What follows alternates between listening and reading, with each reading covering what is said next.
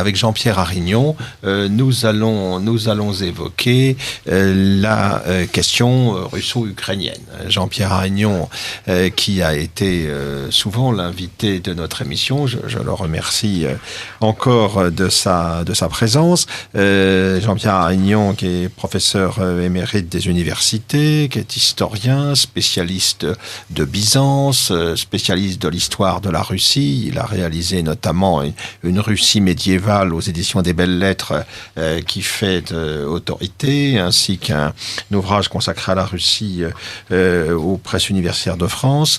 Jean-Pierre Arignon, qui est aussi, je l'ai appris, docteur honoris causa de l'université russe de Yaroslav, et qui a une connaissance approfondie et intime de la Russie, qui donc va nous apporter forcément des éclairages précieux quant à la situation que nous connaissons aujourd'hui en Ukraine. Mais d'abord, tournons-nous vers l'histoire. Il y a un premier débat, Jean-Pierre Arignon, à propos duquel j'aimerais que l'on puisse faire un point. C'est la question de la Russie de Kiev, la Rousse de Kiev. Certains disent, c'est le début de la Russie, donc Kiev, Moscou, c'est la même chose. D'autres disent, non, pas du tout, c'est pas pareil. Ce sont deux histoires distinctes, de quoi justifier en quelque sorte la volonté d'autonomie ou d'indépendance de l'élément ukrainien par rapport à la grande Russie. Alors vous êtes un spécialiste de la Russie médiévale, donc vous êtes tout à fait familier de cette question. Que pouvez-vous nous dire à ce sujet ? Alors sur la Rousse de Kiev, le débat, d'ailleurs, il faut le savoir, vient d'un historien ukrainien, Rouchevski, qui est un écrivain, un historien nationaliste, qui a cherché à faire de la Rousse de Kiev le moteur de l'Ukraine. Mais là aussi, l'histoire, je dirais, regarde cette évolution un peu différemment. La Rousse de Kiev, qu'est-ce que c'est ? La Rousse de Kiev, c'est un État qui se constitue autour d'un axe fluvial qui va au nord le Volkhov, au sud le Dniepr, et qui va s'établir sur cet axe fluvial reliant deux grands ensembles, le monde balte au nord, la Méditerranée au sud. Et cet État va naître sous l'impulsion de ceux que l'on appelle les Varegs, c'est-à-dire les Scandinaves qui partent vers l'est, que l'on appelle Variag en russe ou Vareg chez nous, qui sont l'équivalent de nos Vikings, qui sont ceux qui parlent vers l'ouest. Et cet État-là va naître, ils vont réussir à fédérer et à rassembler autour d'un pouvoir qu'ils apportent de paix, ils vont réussir à fédérer les tribus slaves dans un espace, je dirais vertical, nord-sud, avec deux points majeurs, au nord, et qui sont deux portes commerciales, au nord, bien sûr, Novgorod, qui est l'entrepôt de la Baltique, et au sud, Kiev, qui est l'entrepôt de la Méditerranée. Et autour de cet ensemble-là se crée donc un État, qui est cet État, l'État matriciel du premier État des Slaves de l'Est qui est en place. Cet État-là a trois caractéristiques fortes. Première caractéristique, c'est que cet État-là va entrer dans ce que l'on appelle l'oïkouménée byzantine au Xe siècle, c'est-à-dire il va entrer dans un espace, on dirait aujourd'hui géopolitique, dominé par l'empereur de Constantinople, mais dont l'élément constitutif est l'adhésion au christianisme oriental. Et c'est le baptême de Vladimir en 989. Dès lors, vous avez tout naturellement un espace qui se constitue autour de Constantinople au sud et qui monte jusqu'à la Baltique au nord et dont les principaux éléments de domination et de lisibilité sont très clairs.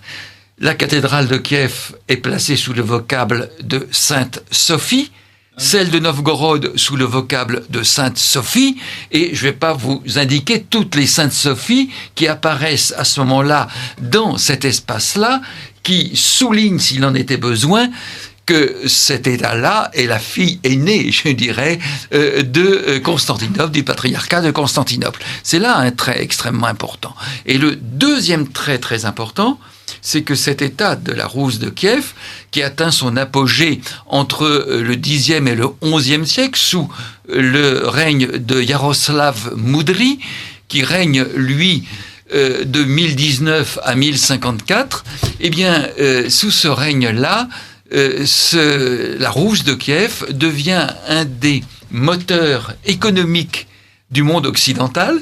C'est là qu'aboutissent la route qui part de Cordoue et qui va jusqu'à Kiev et bien au-delà en direction de l'Asie centrale, ce qu'on appelle la voie des Radhanites, ce qui a permis à certains historiens de rappeler que finalement l'origine des Russes serait rhodaise.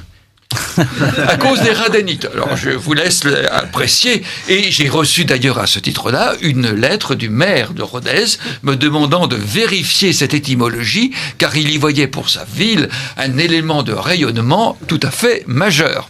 Et c'est ce qu'on appelle effectivement la voie des Radhanites, qui allait d'est en ouest. Et cette Rousse de Kiev est complètement à la fois le vecteur du monde oriental et byzantin, et complètement rattaché à l'Occident, puisque les trois filles de Yaroslav ont épousé des rois, dont l'une, un roi de France, évidemment, et Anne de Kiev, oui. Anna Yaroslavna, qui était la première femme dont on a conservé un diplôme royal signé de sa main, et qui connaissait le latin, le grec et le slavon. Et elle a apporté un prénom dans la dynastie des Capétiens, puisque son fils s'appelle Philippe Ier. C'était l'épouse d'Henri Ier, et elle a donné Philippe Ier, et c'est la première fois qu'un nom grec, Philippos, entre dans la dynastie des Capétiens par cette femme, tout à fait exceptionnelle. Alors voilà ce que l'on peut dire pour la Rousse de Kiev. Mais ce qu'il est majeur de rappeler, c'est que cet État-là va entrer en grande difficulté, en grande décomposition, ce que l'on appelle le morcellement féodal, à partir, disons, des années 1050 à peu près, et ce pays va se déliter et va subir une double attaque dont va naître l'Ukraine. Et c'est ça qui est intéressant. La Rousse de Kiev et l'Empire byzantin sont attaqués de l'ouest, d'une part par la Méditerranée, et c'est la 4e croisade, dont l'objectif n'est pas uniquement Constantinople, mais s'ouvrir la mer Noire pour y installer les colonies vénisoises et génoises. C'était ça l'objectif. Ce qu'ils ont fait d'ailleurs très bien. Et de l'autre côté, ils vont être attaqués dans les années 1230-1240 par les chevaliers teutoniques, auxquels le pape a donné la conversion de peuples païens, car les orthodoxes sont considérés comme païens, c'est-à-dire la Lituanie et la Russie. Vous savez que tout ça s'arrête au lac Tchoud, lorsque Alexandre Nevski bat les chevaliers teutoniques, donc la Russie en est protégée. Et alors, ce qui est intéressant, juste pour vous donner le point, c'est que les Mongols arrivent à la même période de l'autre côté, 6 décembre 1240, prise de Kiev par les Mongols, 1236-1240. Les Mongols, eux, vont prendre Kiev, qui d'ailleurs a été détruit depuis longtemps par Yuri Dolgorouki. C'est une légende de dire que ce sont les Mongols qui ont détruit Kiev. C'est un prince russe qui a détruit Kiev. C'est Yuri Dolgorouki en 1169 qui a détruit la ville de Kiev et qui a transporté dans sa principauté du Nord la fameuse... À Yaroslav ? Non.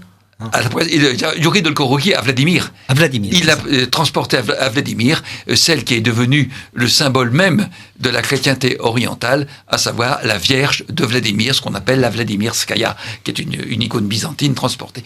Alors, vous voyez, et à ce moment-là, sous le choc des Mongols d'un côté, les latins de l'autre côté. Que se passe-t-il ? Eh bien, il se passe que vous avez un flux de population, et ça qui est intéressant, flux majeur de population. Toute la région du sud de la Rousse est transformée en zone de paissance et de remonte pour les chevaux des Mongols. Les populations s'en vont vers le nord, et c'est pour cette raison, si vous allez voir l'anneau d'or autour de Vladimir et de Souzdal, vous retrouvez les toponymes qui sont autour des villages de Kiev. Car les populations partaient, fondaient un autre village, mais gardaient le toponyme. Et une autre partie de cette population est partie vers l'ouest, formant les principautés de Galicie et de Volhynie, que le pape a voulu instrumentaliser contre une couronne royale pour en faire le rempart contre les Mongols. Mais apparaît à ce moment-là, vers le XIIIe siècle, donc un mot qui n'existe pas en slavon auparavant, et ce mot, c'est Ukraina, zone de marche, zone de mouvance, où il n'y a plus de civilisation, il n'y a plus de société, et c'est une zone de passage qui va être une zone, puisqu'elle est vide, dans laquelle vont s'installer les populations qui vont fuir le rassemblement de la terre russe autour de la principauté de Moscou, et ils vont se réfugier où ? Ils vont se réfugier dans ces terres abandonnées, et ce sont nos fameux Cosaques. Ce sont les Cosaques qui viennent là, à partir des 14e, 15e et 16e siècles. Donc l'Ukraine ne peut pas, historiquement parlant, dire instrumentaliser la Kievskaya Rus, celle de Vladimir et de Yaroslav, à son profit. La Rousse de Kiev incluait Novgorod, et le fleuve russe le plus important, ce n'est évidemment pas la Volga, qui n'a été conquise qu'au XVIe siècle, 1552, c'est évidemment le Dniepr. Et donc il faut sentir tous ces éléments de pesanteur et dans une situation contemporaine qui, évidemment, pèse très lourd dans les choix des hommes politiques. D'ailleurs, il y a également une krajina dans le sud de la Croatie. Oui, bien sûr. Et avec le même sens. Exactement la même chose. Zone de marche, c'est les zones de marche, zones de frontières. Et les terres dans l'Empire austro-hongrois, on avait aussi toute une zone, ce qu'on appelait les terres militaires, qui était une zone de passage, les confins militaires, où passaient précisément les populations qui fuyaient les répressions turques quand ils partaient vers le nord. Vous écoutez Radio Courtoisie. Alors, donc, première question donc, sur la Russie de Kiev, vous nous avez éclairé. Et dans un deuxième temps, il y a un autre moment important qui se situe au XVIIe siècle, ces fameux Cosaques dont vous avez parlé tout à l'heure, qui nomadisent plus ou moins sur ces périphéries du monde russe, et puis qui se mettent au service aussi des princes russes. On sait la part qu'ils ont prise dans la conquête de la Sibérie, par exemple. Ces fameux Cosaques, à un moment précis, nous sommes au milieu du XVIIe siècle, ils vont se tourner vers la Russie. Ils vont clairement faire le choix de la Russie face à la puissance qui se trouve à l'ouest et qui est rivale de la Russie, qui est la Pologne. Voilà. Alors là, vous touchez du doigt, c'est un peu le problème actuel d'ailleurs. Et ce qui est très intéressant, c'est que dans cette recomposition, je dirais, de la Rousse, de la Russie, et plutôt de la Moscovie, si vous voulez, les princes de Moscou vont entreprendre de rassembler la terre russe autour de la principauté de Moscou. Et notamment, ça sera celui qui va le réussir le plus parfaitement, c'est Ivan Veliki, qui est Ivan III, et non pas Ivan IV, le terrible, qui lui va réussir à rassembler les populations. Mais pendant que la Rousse rassemble ces populations, pendant que les Russes se rassemblent autour de la principauté de Moscou, ce qui va donner en Occident le nom de Moscovie, qu'on va l'appeler, à l'ouest, il faut savoir qu'un même phénomène est en cours. C'est le rassemblement de l'État polono-lituanien. L'État polono-lituanien, ou je dirais plutôt l'État lituano-polonais. Car le point de départ de l'expansion est plutôt lituanienne, c'est l'époque de Vytautas et de Mindaugas, ou Vytauft et autres, et qui vont, princes païens, qui vont construire un État qui va de la Baltique jusqu'à la Méditerranée, jusqu'à la mer Noire, la mer Noire. Il va là, cet État-là. Et qui va se trouver non pas en déshérence, mais qui va s'unir à la Pologne avec l'union de Grévaux et le mariage d'Edwige avec Jagiellon. Et à ce moment-là naît un double État, l'État polono-lituanien, qui a une force considérable, dont la frontière se situe où ? Elle se situe sur le Dniepr. La rive droite du Dniepr était en l'État polono-lituanien, la rive gauche étant le domaine des Cosaques. Et alors, ce qui est intéressant, c'est que ces différentes structures de Cosaques, ces Cosaqueries, comme on les appelle, ces Cosaqueries sont très très différentes. Le mot Cosaque signifie donc des gens qui ont fui un processus étatique qui se met en place. Donc, ils s'installent dans ces zones. Ils vivent dans des villages communautaires, ce qu'on appelle la stanitsa, des stanitsi, et qui partagent, ils travaillent en commun les terres, partagent les outils, et les hommes se mettent au service de ceux qui les sollicitent. Alors, ce sont tantôt les Turcs, ce sont tantôt les Russes, et ce sont tantôt les Polono-Lituaniens. Et donc, on a là une zone d'interférence où tout le monde se bat. À l'époque où que vous citiez tout à l'heure des conflits, qu'est-ce qui s'est passé ? Il s'est passé que dans l'adhésion de la Lituanie et de la Pologne, la réunion le christianisme romain est devenu l'élément d'identification de l'adhésion à l'État nouveau. Et donc, les Polonais qui ont obtenu des quantités phénoménales de biens et de terres dans ces régions, y ont propagé en même temps la religion catholique et romaine, suscitant de violentes réactions des populations paysannes et orthodoxes, qui se trouvaient doublement exploitées par l'Église et par les seigneurs polonais.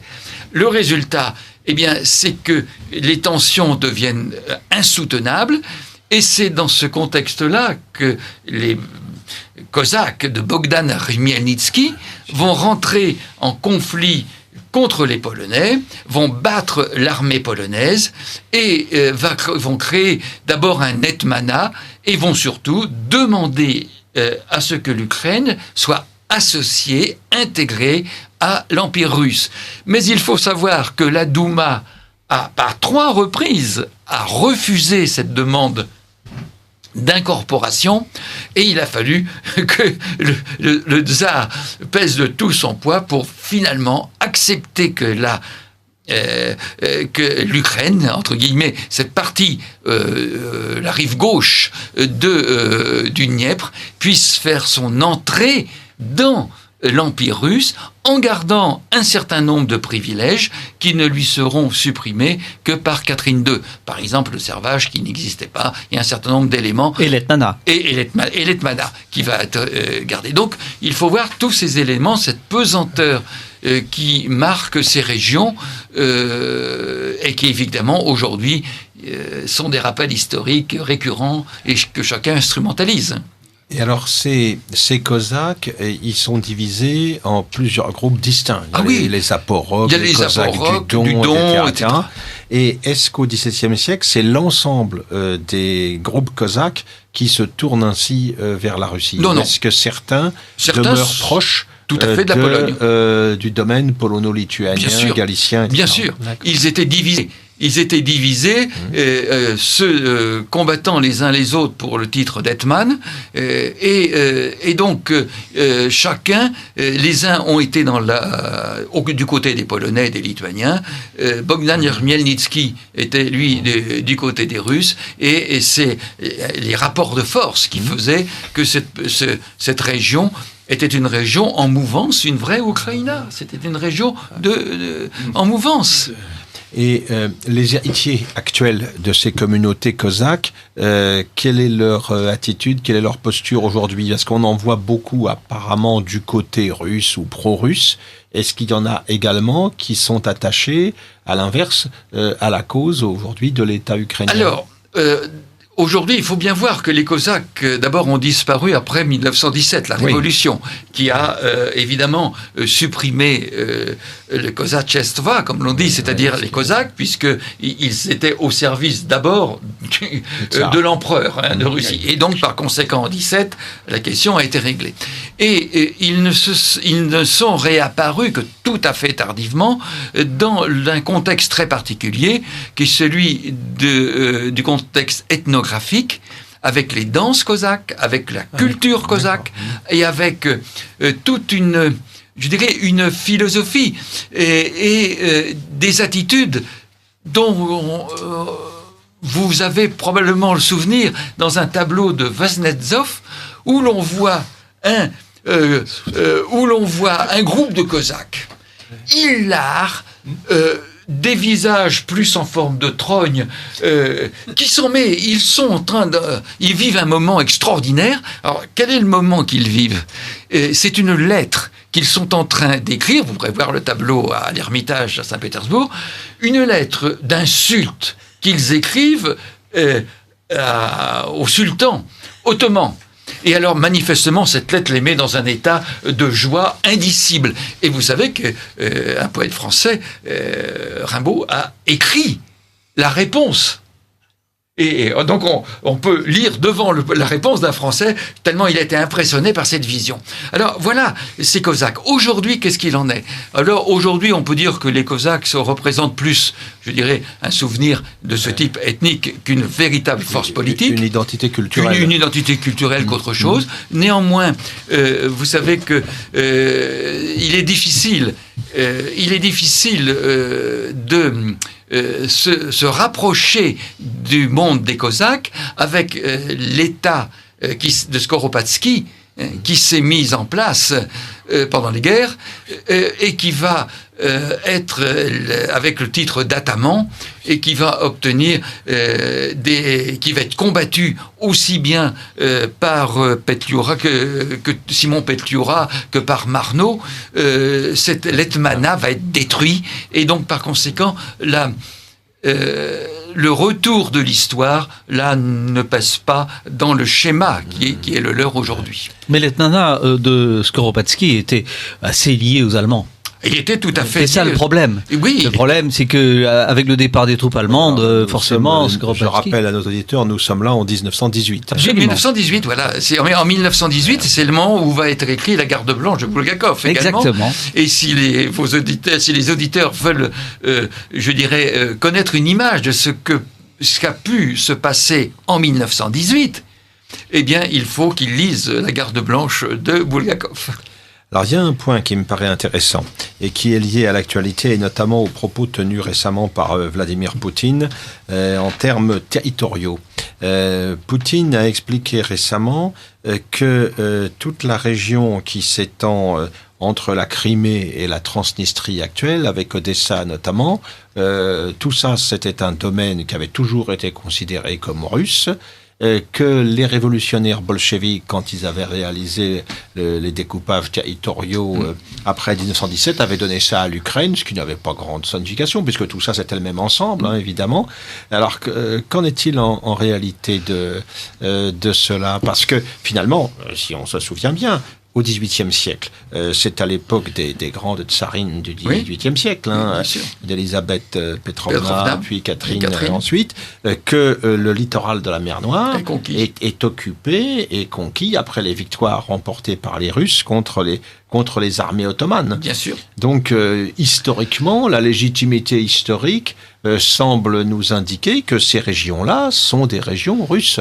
La Crimée, c'est une évidence. La Crimée a toujours été russe, mais la région d'Odessa, permettez-moi de rappeler ici l'œuvre importante d'un grand Français, le duc de Richelieu, qui est quand même celui qui est le fondateur d'Odessa, et au nom, évidemment, des empereurs de Russie. Et dont le successeur était également un Français, le comte de Langeron. Le comte de Langeron, qui était également un Français. Donc vous voyez, ces régions-là ont fait partie intégrante, je dirais, de l'Empire russe à l'époque, et cet Empire russe qui se voyait effectivement en phase de conquérir toute cette rive sud de la mer Noire, avec pour objectif, bien sûr, Istanbul, Constantinople. Ce n'est pas par accident que le fils aîné de Paul Ier, du fils de Catherine II, s'appelait Alexandre, mais le second s'appelait Constantin. Et le nom de Constantin lui a été donné à dessein, car pour lui, il devait prendre le trône de Constantinople. Et donc, par conséquent, il est clair que la Russie avait une dimension géopolitique qui la conduisait dans ces régions, et une dimension géopolitique, il faut bien voir comment elle était perçue à l'époque, au XVIIIe siècle. Vous savez, sont des régions qui connaissaient des ranas ou des petites principautés extrêmement dures, où les populations étaient très très soumises, et l'armée russe a souvent été perçue à cette époque-là comme libératrice. Et d'ailleurs, si vous voulez en avoir une forme audio, eh bien, écoutez dans les steppes de l'Asie centrale, de Borodine, écoutez, vous entendrez au fond l'arrivée de l'armée russe, qui est le mouvement calme, qui ramène la paix partout où elle passe. Donc vous voyez, cette image-là est ancrée profondément dans la culture russe, je dirais, bien au-delà de l'histoire. Elle est devenue une méta-histoire culturelle dans laquelle l'expansion a joué son rôle. Alors, il y a une autre dimension importante aussi. On a évoqué la poussée russe en direction de la mer Noire, mais le XVIIIe siècle, c'est aussi l'époque des 3 partages de la Pologne. Oui. Et c'est à ce moment-là que Lvov, Tarnopol, toutes ces villes qui constituent aujourd'hui la partie occidentale de l'Ukraine, qui est la partie qui est remontée évidemment contre la Russie, qui ne veut pas de la domination russe. C'est à ce moment-là donc que ces territoires-là reviennent à l'Empire russe. Alors, pour ce qui concerne Lvov, non. Lvov devient autrichien. Hein, puisque est autrichien. Lemberg. C'est Lemberg-Léopoldville. C'est Lemberg, oui. Alors, ce qui est intéressant, ce sont les partages de la Pologne, les 3 partages successifs de la Pologne. Alors, tout le monde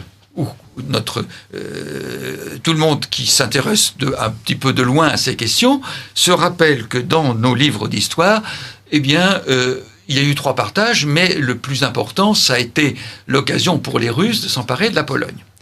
Il faut savoir que dans les négociations liées à l'effondrement de la Res Popolita, c'est-à-dire une implosion géopolitique de la République, si on veut, polonaise, eh bien, les 3 empires qui jouxtaient cet État se sont demandé ce qu'il fallait faire avant que la situation ne devienne incontrôlable.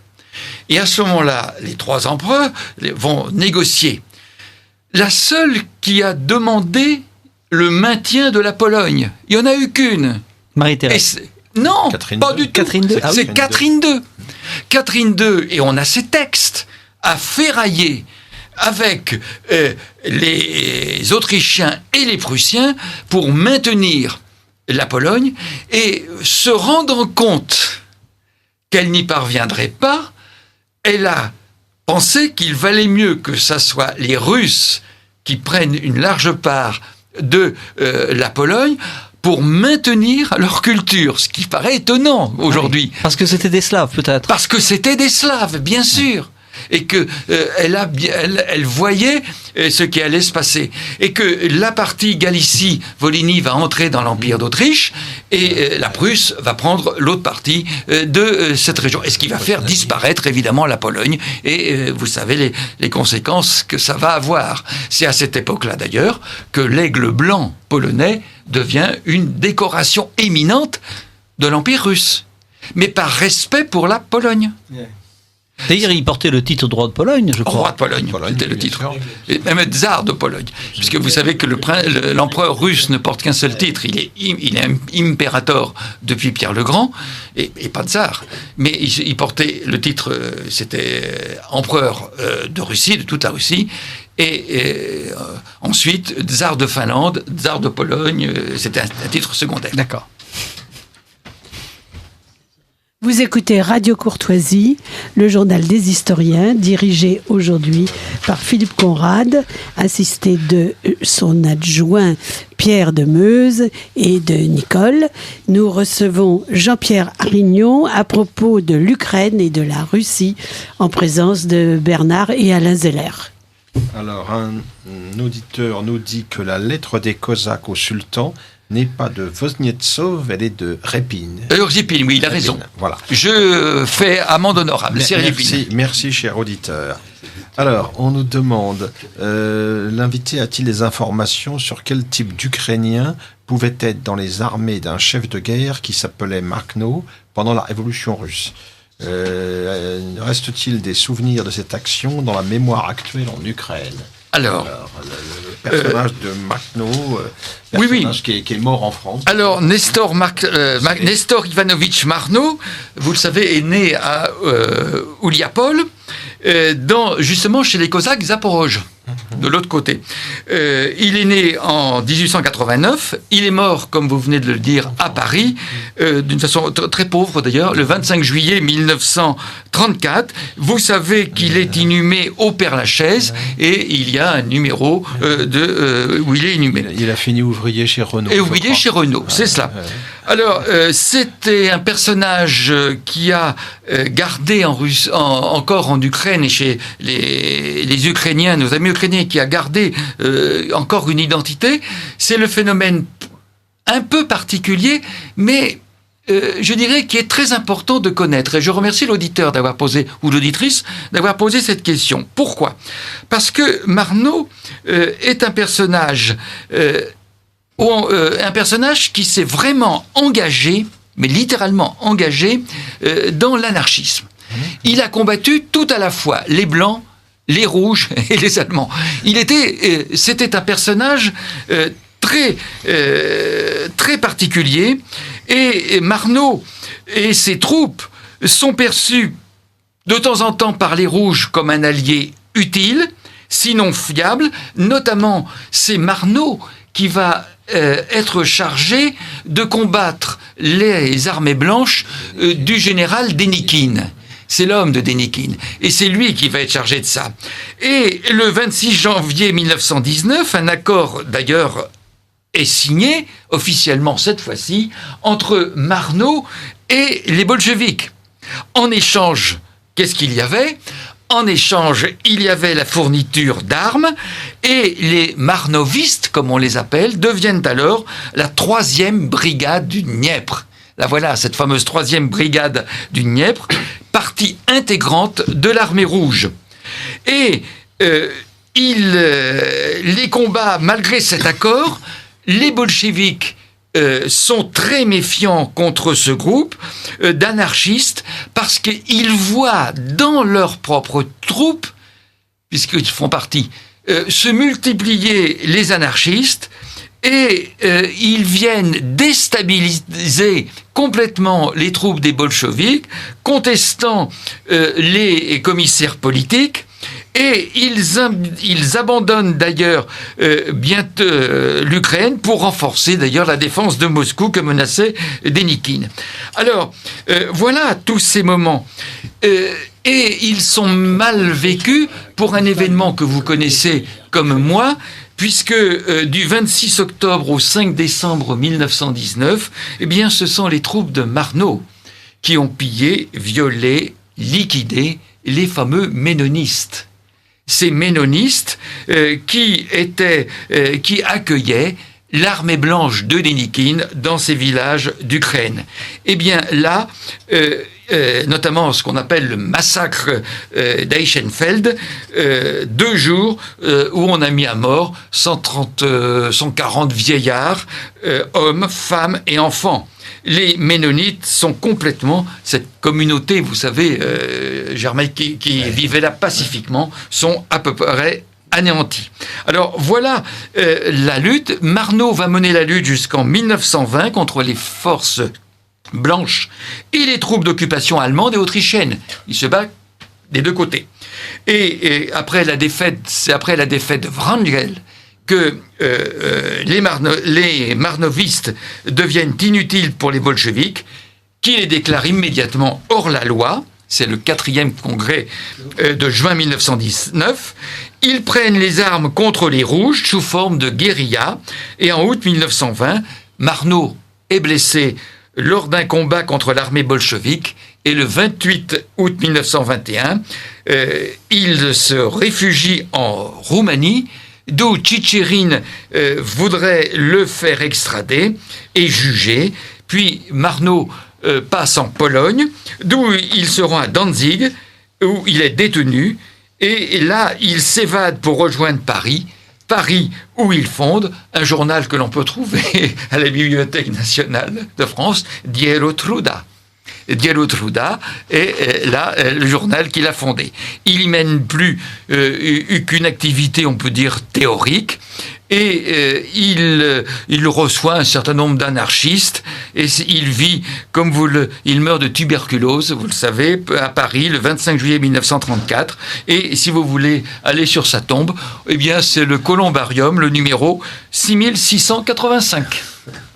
Et je vous signale que sur les derniers présidents sont venus se recueillir sur la tombe ukrainiens sont venus de Marnot. Donc voilà ce qu'on peut dire sur Marnot. Une question que je voudrais vous poser, monsieur le professeur, c'est la question linguistique. Oui. À propos de la langue ukrainienne, également, quelle a été l'attitude des autorités tsaristes pendant le XIXe siècle vis-à-vis du culturalisme ukrainien au sujet de la langue, et aussi, est-ce que en dehors de l'ukrainien et du russe, il y a d'autres langues qui sont parlées en Ukraine? Alors, la langue, d'abord il faut savoir que la langue matricielle des langues slaves, c'est le slavon. Vous savez comme moi, simplement un tout petit rappel historique pour qu'on comprenne les choses. Lorsque les peuples slaves, si vous voulez, qui commencent leur migration de leur territoire, qui est le territoire de la Pologne, du nord des Carpates jusqu'à la Baltique, les uns vont vers l'ouest, ça va être les Polonais, mais ils ne sont pas les seuls, il y en a d'autres aussi, les Tchèques, les Slovaques, etc. D'autres vont vers le sud, et d'alors il n'y en a que deux, les Serbes et les Croates, il n'y a pas autre chose. Et les troisièmes... Pas les Slovènes? Non, partent vers l'Est. Non, mais les Slovènes... Ah, les Slovènes aussi. Mais je veux dire, il n'y a pas ceux qui ont... ceux qui ont constitué l'État la Bosnique, les Bosniaques. Ah ben non, mais un Bosniaque, c'est un Serbe ou un Croate devenu musulman. Bien sûr. Simplement. C'est cela. Alors qu'au moment donné, on a dit la nation bosniaque, etc. Alors, les autres, c'est les Russes qui vont venir. Ces gens-là, ces peuples-là n'ont pas d'écriture. Et il faut attendre Cyril et Méthode, qui vont inventer l'écriture glagolitique dans les années 865. Puis, cette écriture glagolitique ne s'est répandue que chez les Slaves du Sud. Elle a à peine effleuré les Slaves de l'Ouest, et elle ne s'est pas répandue, mais elle n'est même pas connue chez les Slaves de l'Est. Et il faut attendre un siècle plus tard pour que soit inventée une autre écriture qui va être connue sous le nom de cyrillique. Elle est inventée à Prespa en Bulgarie par deux moines d'Okride qui, en l'honneur de Cyril et Méthode, lui ont donné ce nom. Alors c'est très important. Et c'est très important pourquoi ? Parce qu'aujourd'hui, vous voyez fleurir, en Russie par exemple, les statues de Cyril et Méthode.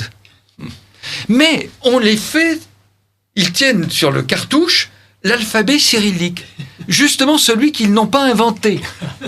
Et je ne cesse de protester, leur dire, mais quand même, pas vous, que nous le fassions, à la limite, on peut dire, bon, il y a eu une erreur, mais que les Russes le fassent, ou les Bulgares le fassent, c'est quand même assez extraordinaire de voir que le changement d'écriture. Alors voilà ce que l'on peut dire sur cette écriture. Alors quant à la langue ukrainienne, la langue russe va se former comme toutes les langues.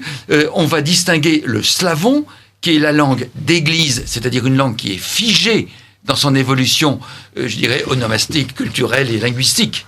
Et le vieux russe, qui est la langue du peuple. Et aujourd'hui, par exemple, pour vous donner un exemple, pendant très longtemps, on a découvert en Russie, notamment en Russie du Nord, près de Novgorod, on a découvert des écorces de bouleau. Et ces écorces de bouleau sont sur lesquelles écrivaient au XIe siècle, XIIe siècle, XIIIe siècle, on en a des quantités, les marchands russes. Et il y a plein de mots que l'on ne retrouve pas. Et on a trouvé, mes collègues russes ont trouvé une idée qui s'est avérée extrêmement productive. Ils ont publié ces écorces de bouleau sur un petit journal qu'on distribuait à la campagne. Et ce sont les gens de la campagne qui avaient gardé le souvenir de ces mots et qui, pour eux, ces mots avaient un sens et qui donnaient le sens aux linguistes. Donc c'est comme ça que la langue se forme. Or, le monde slave, c'était la langue russe qui était dominante, et à partir du XIVe siècle, avec ce retour sur la Russie, la formation de l'État polono-lituanien et la dimension ukrainienne, il va y avoir effectivement à ce moment-là l'apparition, je dirais, du biélorusse, russe blanc, de l'ukrainien également de l'autre côté. Alors, qui ne sont pas des langues différentes, qui sont des langues filles, qui vont évoluer, par exemple, l'ukrainien par rapport au russe. Il y a quelques termes spécifiques à l'ukrainien. Par exemple, on dit un dictionnaire mauvais, alors qu'en russe, c'est slovar. Vous voyez, il y a quelques mots comme ça. Mais ça va être une iotisation très forte, avec des i un peu partout, que vous retrouvez dans l'ukrainien, que vous ne retrouvez pas chez les Russes. Mais si vous voulez, les différences linguistiques existent.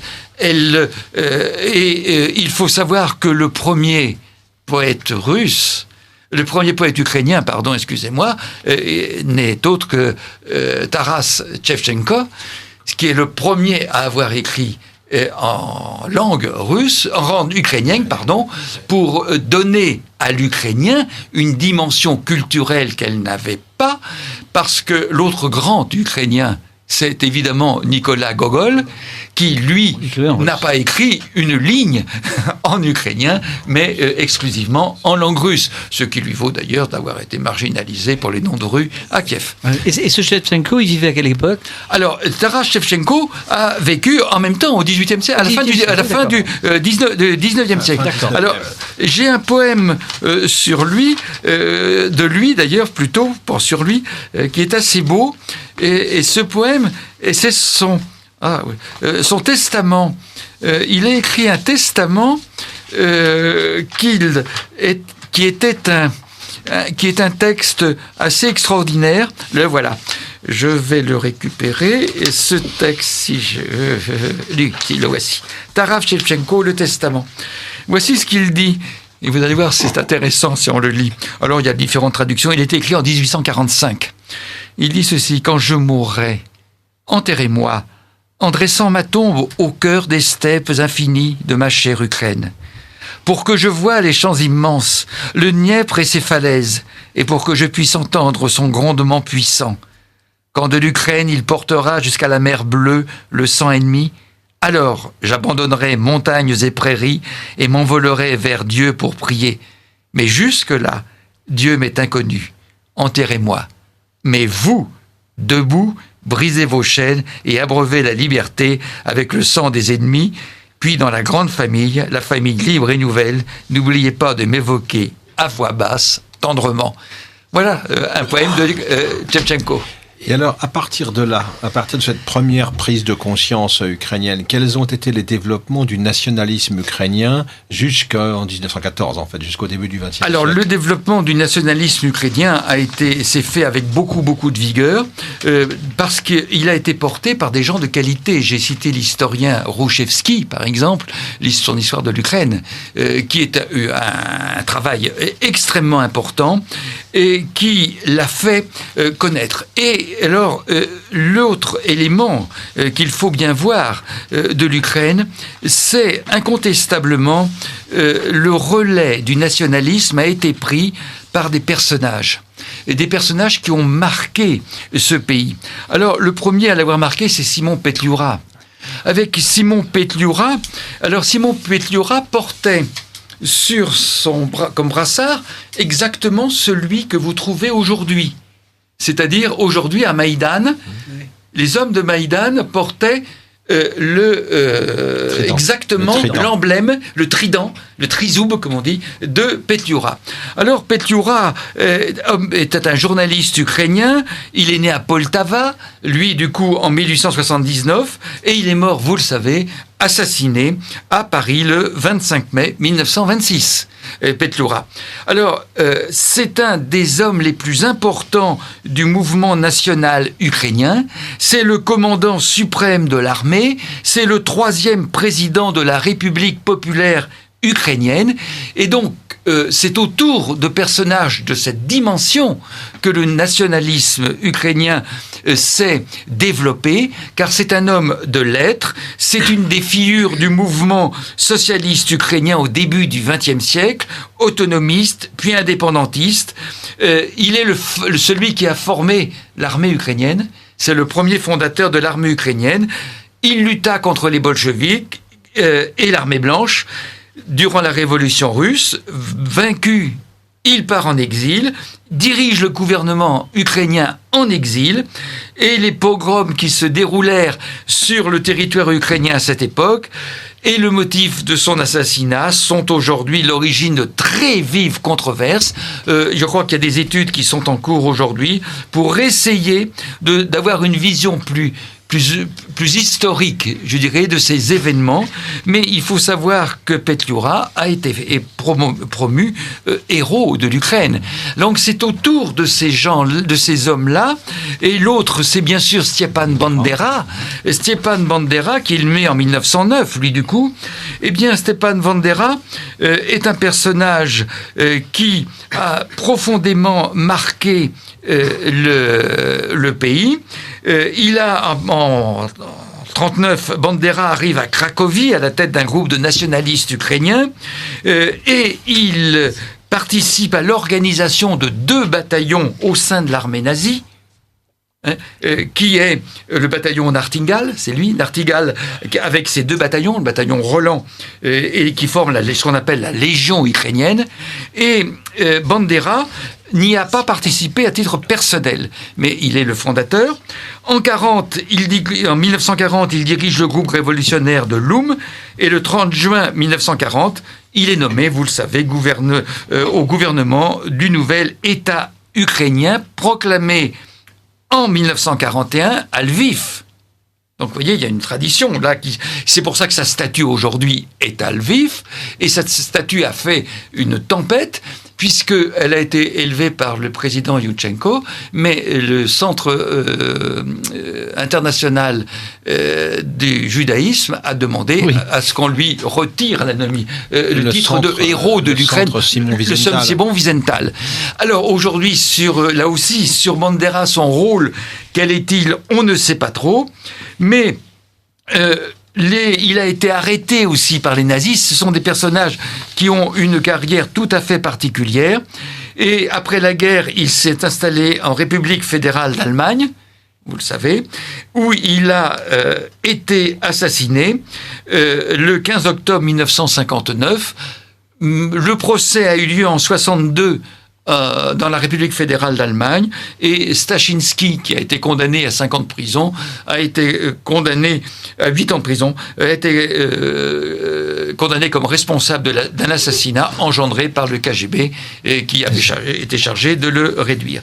Mais ces gens-là ont porté, si vous voulez, le nationalisme ukrainien, et vous voyez, depuis Rouchevski, en passant par Petliura, en allant jusqu'à Bandera, ce sont tous des gens qui ont une forte imprégnation culturelle et littéraire et qui vont porter un nationalisme qui aujourd'hui, évidemment, ressort comme un élément d'identité. Mais ce qui est intéressant de noter, c'est que tous ces gens-là proviennent de la partie ouest de l'Ukraine. Bien sûr. C'est-à-dire la région de l'ancien empire austro-hongrois, comme vous le disiez très justement. Et il est certain que ceux qui, parmi vos auditeurs, ont pu visiter Lviv, alors cette ville dont le nom est imprononçable, parce que dès que vous prononcez le nom de cette ville, on vous met une étiquette. Et on vous dit, si vous dites Lvov, vous êtes russe, donc partisan des Russes. Si vous dites Lviv, eh bien, vous êtes, alors là, ukrainien. Si vous dites Lvov, vous êtes polonais, parce qu'elle a été polonaise. Faut dire Lemberg. Oui, alors là, vous êtes autrichien. On entre dans l'autre contexte. Mais c'est pareil pour Vilna. Voilà. Vilna, Vilnius, Vilno. Vilno. Alors, voilà ces éléments qui ressortent. Alors, Vous écoutez Radio Courtoisie, le journal des historiens, et nous entendons en ce moment Jean-Pierre Arignon à propos de l'Ukraine et de la Russie. Nous avons des messages d'auditeurs de Radio Courtoisie. Un auditeur, pourquoi à Kiev a-t-on appelé la place Maïdan, qui est un mot iranien? Oui, tout à fait. C'est un mot iranien. Maïdan veut dire place en langue farsi, j'ose dire. Et pourquoi je crois que c'est le mot qui a été pris bien tout simplement. Je ne me suis pas posé la question de l'origine, mais la place Maïdan, et c'est une origine, à mon avis, qui ne doit pas être très très très ancienne, et on a pris un mot iranien pour désigner cette place. Mais à vrai dire, je ne sais pas quelle est l'origine de ce vocabulaire. Et puis un auditeur nous dit, cher professeur, qui nous parlait si bien de l'Ukraine, je vous soupçonne d'avoir un ordinateur en guise de mémoire. Merci et bravo pour cette passionnante émission. Alors, si vous me permettez, vous dire à vos auditeurs une dernière chose qu'ils ont peut-être vue à la télévision. Vous avez peut-être vu à la télévision des soldats, à casqués. Et des hommes casqués. Je dis soldats, c'est un bien grand mot. Des hommes casqués. Et ces hommes casqués avaient sur leur casque, et vous les voyez très bien, 2 chiffres. 14-88. Premier coup d'œil, on se dit, ça doit être un numéro ou de régiment. Ou de ça. Pas du tout. Il faut savoir ce que ça veut dire. Et vous voyez, c'est pas anodin. Alors, 88, alors ça dépend où vous mettez le 8. Si vous commencez l'alphabet par en haut, la 8e lettre, c'est H. Et donc 88, Heil Hitler. Si vous le commencez par la fin, et vous remontez l'alphabet, c'est le S qui se trouve. Et là, vous avez vous-même vu, c'est SS. Donc, c'est pas anodin. Alors, pour problème, le 14, qui est devant le 88. Ça, c'est plus compliqué. Alors, le 14 serait, mais je dis ça en guise de boutade pour vos auditeurs, serait rattaché à un propos d'un Américain, David Lane. Et le 14, ce serait le nombre de mots qui composent en anglais la formule « La beauté de la femme aryenne blanche ne doit pas disparaître de la terre ».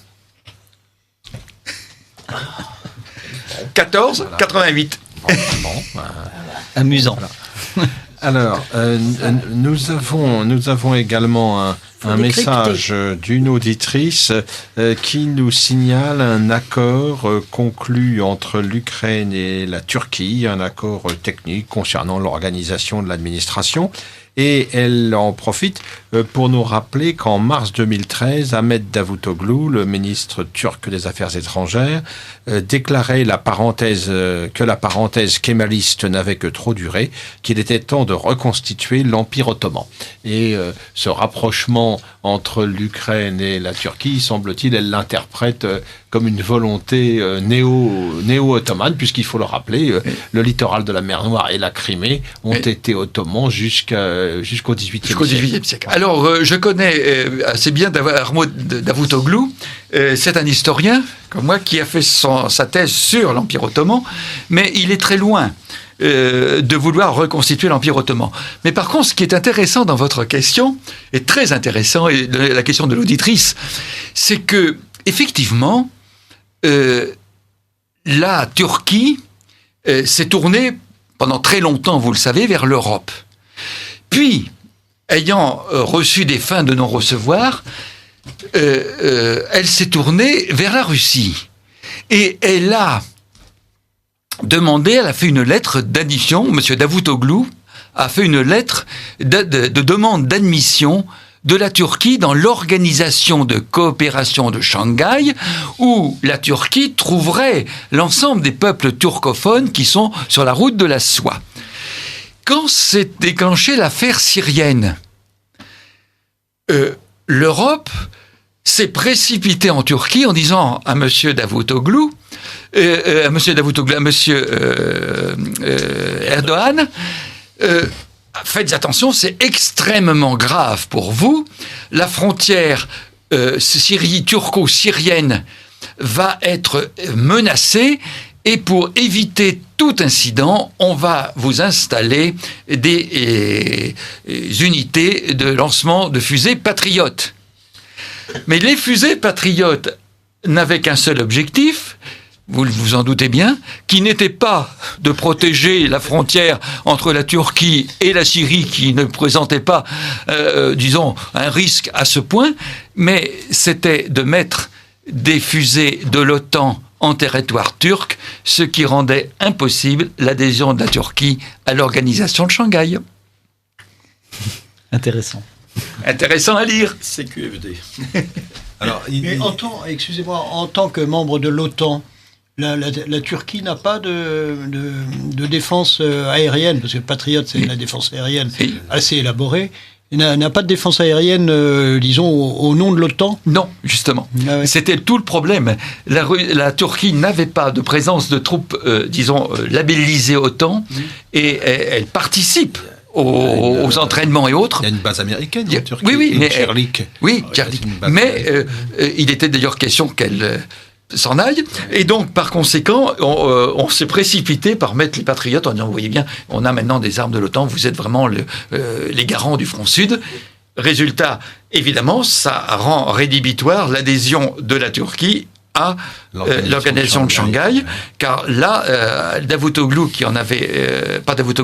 Erdogan, qui en avait assez des atermoiements de l'Europe, se tournait vers la Russie et surtout vers son hinterland, que sont les pays, l'Ouzbékistan, le Kazakhstan, et qui sont des pays riches, et le Turkménistan, et donc par conséquent des pays turcophones, il ne faut pas oublier ça, et donc par conséquent, le risque était majeur de voir cette entité rejoindre dans un premier temps le poste d'observateur dans l'organisation de Shanghai, et ensuite, évidemment, de fermer la porte à l'OTAN, ce qui déséquilibrait tout le système de protection européen et mondial autour de la Méditerranée. Oui, parce que pour les Américains, la Turquie est clé. Hein, c'est la clé. Elle est toute proche de la Russie et aujourd'hui, c'est encore un problème. Quand les Américains ont voulu mettre la défense antimissile balistique dans les pays, je ne sais plus lesquels, Roumanie, etc., Pologne, les Russes,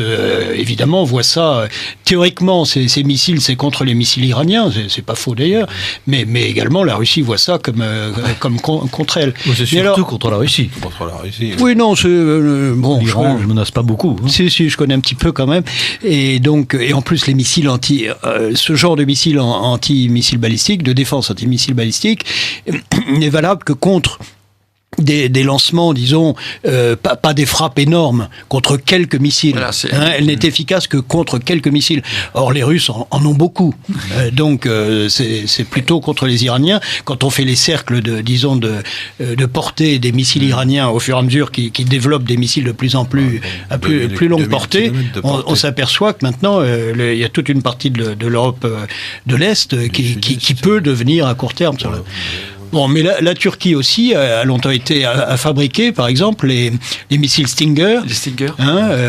Qui sont les missiles donnait aux Afghans, aux Moudjahidines. Mais donc, il l'a fabriqué pour plusieurs pays de l'OTAN. Oui. Le Stinger, qui lui est un courte portée. C'est pas du tout du même niveau. Mais vous parliez simplement pour vous donner le rôle de la Turquie. Il faut savoir quand même que la Turquie est tellement essentielle que le grand rêve de Lénine, c'était de quoi ?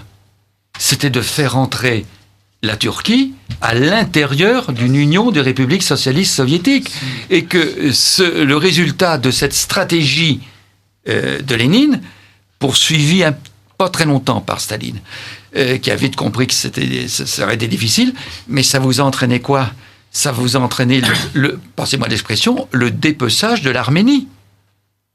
On a donné tout le lac de Van aux Turcs, et à Kemal Atatürk, avec lequel les discussions allaient bon train avec Lénine, pensant que Kemal Atatürk entrerait dans cet ensemble composite des peuples socialistes. Et il a fallu qu'il y ait des pressions maximales sur Kemal Atatürk, et surtout il a vu l'évolution du régime, de Lénine, qui lui fasse rejeter cette possibilité. Seulement, les accords étaient signés. Le mont Ararat se trouve en Turquie et pas en Arménie à cause de ça. Oui. Alors, votre opinion, monsieur le professeur, sur l'avenir de la crise actuelle ? Mon opinion sur la crise actuelle, alors, si vous voulez, la crise actuelle, je voudrais vous dire simplement comment je l'ai vue et comment je l'espère. Comment je l'ai vue ? Une chance gâchée, quelque chose d'extraordinairement, une opportunité phénoménale qui nous a été offerte, à nous occidentaux. Lorsque la déstabilisation de l'Ukraine devenait majeure, il eût été du devoir des Européens de se tourner vers les Russes et vers Poutine, qui l'avait demandé lorsqu'il est venu en janvier à Bruxelles, où il a proposé cet accord pour stabiliser l'Ukraine, d'établir un partenariat entre la Russie et l'Union européenne pour ensemble permettre à ce pays de se stabiliser, d'aller vers des élections et de choisir un petit peu plus tard son destin. Nous avons fait exactement le contraire. On a instrumentalisé la révolution que l'on avait d'ailleurs, selon certains, le journal polonais Nier, donne des pages instructives. Alors il faudrait vérifier sur la formation des cadres de la révolution de Maïdan en Pologne. Et on a fait exactement le contraire. Et cela a été dramatique parce que, vous savez, le président de la Fédération de Russie, Vladimir Poutine, c'est un homme qu'il faut essayer de comprendre. C'est un homme qui est passé à travers des moments de vision désespérante de l'humanité. C'est l'homme, ne l'oubliez jamais, qui a désarmé les Vaupeaux pour permettre la chute du mur de Berlin. C'est lui qui a reçu le télégramme de Gorbatchev après sa visite à Rome et qui a appliqué. Ce qui fait que vous voyez les Vaupeaux les mains dans les poches. C'est lui qui a rapatrié l'armée rouge en Russie. C'est lui qui a vu l'armée rouge passer 3 ans et 3 hivers sous des abris d'avions. Il a démissionné à ce moment-là du KGB. Il faut savoir ça. Donc c'est un homme qui a connu les humiliations que les Russes ont connues dans cet effondrement du système soviétique. Aujourd'hui, le message qu'il nous envoie, c'est de dire « stop ». C'est fini. Maintenant, vous allez trouver en face de vous un pays responsable, un pays qui est en mesure de mettre sur rail ses décisions et il le fera sans hésiter. Alors, ce que je souhaite, moi, pour l'avenir, c'est que, et je pense qu'il y a des signes encourageants quand même, il ne faut pas, comme le fait exclusivement notre presse, ne mettre en exergue que les éléments négatifs. Alors on nous dit il y a des trublions à l'Est, il y a des morts, il y a des conflits, non, tout ça c'est un peu, je pense, à mettre au rang d'une information toujours attentif au scoop. En réalité aujourd'hui, il me semble que ça va beaucoup mieux. Beaucoup mieux. D'abord parce que le gouvernement, enfin ce qu'on appelle le gouvernement de Kiev, vient de prendre des décisions qui me semblent intéressantes. Il vient d'aller et de reconnaître une marche vers, peut-être pas le fédéralisme, mais vers une très large autonomie des régions. Il vient de donner à ces régions le choix de choisir leur espace linguistique, russe ou ukrainien. C'est un bon signe. Il faut que de l'autre côté, il y ait les mêmes signes. Et je pense que des gens de la stature de Sergueï Lavrov et de Poutine sont capables certainement de dire aux gens il faut calmer le jeu. L'Ukraine doit rester ce qu'elle est. La Crimée a retrouvé, je dirais, l'Empire russe. Je ne pense pas qu'il soit dans l'espérance des Russes, à court terme, ni à moyen terme, et encore moins à long terme, de s'orienter vers une marche vers l'Ouest, jusqu'en Transnistrie, comme on l'a dit, parce qu'il faut oublier que la Russie est un pays qui vient de démarrer son économie, qui a besoin de travailler, qui a besoin qu'on l'appuie, qui a besoin de mobiliser toutes ses forces vives pour restaurer et mettre ce pays dans une dynamique qui soit une dynamique autre. Et c'est la raison pour laquelle il voulait faire l'Eurasie. Mais si nos édiles de Bruxelles avaient saisi Poutine en janvier en lui disant « Vous voulez quoi ? Vous voulez construire un espace économique commun ?» Il proposait à l'Europe de mettre en place une commission russo-européenne pour élaborer un élément de travail en commun. Il proposait à l'Union européenne de mettre en place une commission pour faire évoluer les systèmes juridiques et reconnaître les droits de l'homme. C'est l'Europe qui lui a décerné une fin de non-recevoir. C'est pour ça que j'ai l'habitude de dire que nous avons été dans cette affaire-là responsables et coupables. Pour cela, il aurait fallu que nous eussions une véritable politique étrangère et même une indépendance de la politique étrangère. Je serai encore plus dur que vous. Il aurait fallu que nous eussions des hommes de compétence et de talent et de savoir, ce qui malheureusement n'est pas le cas, ni en Europe, ni en France. Vous écoutez Radio Courtoisie, le journal des historiens, et nous venons d'entendre Jean-Pierre Arignon à propos de l'Ukraine et de la Russie.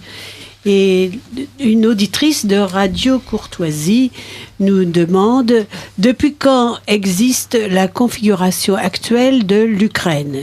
Et puis une autre question, quelles sont les régions d'Ukraine qui faisaient partie de l'Empire austro-hongrois ? Alors, la configuration actuelle de l'Ukraine a été achevée par Staline.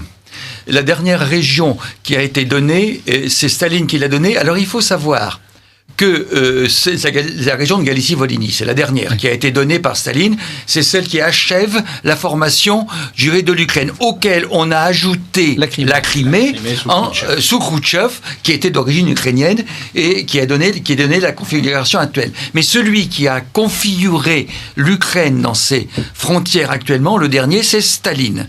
Ce qui est intéressant dans cette question, donc l'Ukraine, vous voyez, c'est un agglomérat. Alors, la Galicie et la Volhynie étaient des régions de l'Empire austro-hongrois qui vont être intégrées ensuite, à la suite des guerres, dans cet espace reconstitué que va être cette Ukraine. Ainsi que la Bukovine. Avec la Bukovine, voilà. C'est une reconstitution un petit peu d'État. Ce qui fait que les tensions peuvent être fortes entre les uns et les autres. Dans cette Ukraine, malheureusement, qui connaît aujourd'hui une situation économique très difficile. Et puis une auditrice nous dit, de Radio Courtoisie, nous dit « Bonne émission, bravo pour vos propos sur Poutine. » C'est un homme que je connais très très bien. Je pense peut-être être un des rares en France qui le connaissent bien depuis sa naissance jusqu'à nos jours. C'est un personnage très très particulier.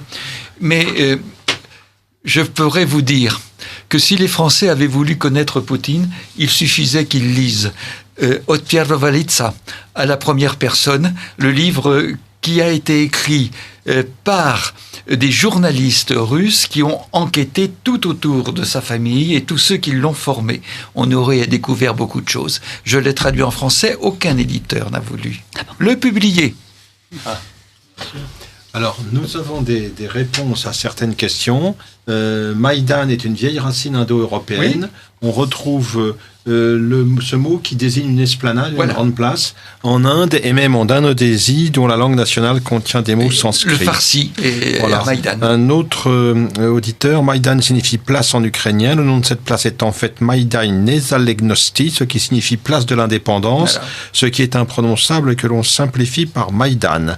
Il faut tout de même replacer le contexte politique actuel qui est d'un niveau lamentable. L'Ukraine est sous la coupe de la CIA, nous dit-il, sans s'en cacher. Le chef de l'USB, ex-KGB ukrainien, a été recruté par la CIA alors qu'il était consul à Washington. Alors, il nous reste simplement quelques minutes. Je voudrais en profiter pour vous rappeler le colloque du 17 mai prochain, colloque organisé à l'occasion de la disparition, de la commémoration de la disparition de Dominique Vénère. Colloque du 17 mai, donc, qui aura lieu à la Maison de la Chimie, au 28 bis rue Saint-Dominique. Vous pouvez en savoir davantage en allant sur l'adresse colloque Dominique Vénère en un seul mot @gmail.com. Nous aurons comme intervenant lors de ce colloque Pierre-Guillaume Deroux qui vient de rééditer le Cœur rebelle, le célèbre ouvrage de Dominique Vénère devenu introuvable qui date de 1994, et outre Pierre-Guillaume Deroux, Bernard Lugan qui parlera de l'esprit corps franc, Javier Luis Portella, le correspondant espagnol de Dominique Vénère, Alain de Benoît et moi-même. Voilà donc pour ce qui concerne ce colloque du 17 mai. Vous avez des... Non, je voulais confirmer, 17 mai. On arrive à la fin de l'émission. Donc, bonsoir, chers auditeurs. Et nous nous retrouverons, je crois, le mardi 20 mai. Oui, 20 mai ou 19 mai, je ne suis plus certain. Ouais. Ici, Radio Courtoisie, la radio libre du pays réel et de la francophonie. Vous venez d'entendre le Libre Journal des Historiens, dirigé par Philippe Conrad, assisté de Nicole, diffusé en direct ce mardi 22 avril 2014 de 18h à 21h. Il est diffusé en différé mercredi 23 avril 2014, dans la nuit de 2h à 5h, dans la matinée de 7h30 à 10h30, puis à la demande sur le site internet de Radio Courtoisie. Ce Libre Journal a été réalisé par Benoît. N'oubliez pas que Radio Courtoisie est une radio culturelle associative. Afin de sauvegarder une indépendance absolue, Radio Courtoisie refuse toute ressource publicitaire. Radio Courtoisie ne vit que grâce à ses auditeurs. Aidez-nous à demeurer libres. Adhérez à notre association. Pour cette année, la cotisation minimum est de 40 €. Envoyez votre chèque à Radio Courtoisie, 61 boulevard Murat, 75 016, Paris. Nous pouvons vous faire parvenir un enregistrement de ce libre journal. Commandez le CD-ROM pour le prix franc de port de 9 € ou 6 € seulement si vous êtes adhérent de notre association. En rédigeant les chèques distincts pour la cotisation et pour l'enregistrement, vous faciliterez la tâche de notre secrétariat bénévole. Je vous rappelle notre adresse, Radio Courtoisie, 61 boulevard Murat, 75 016, Paris.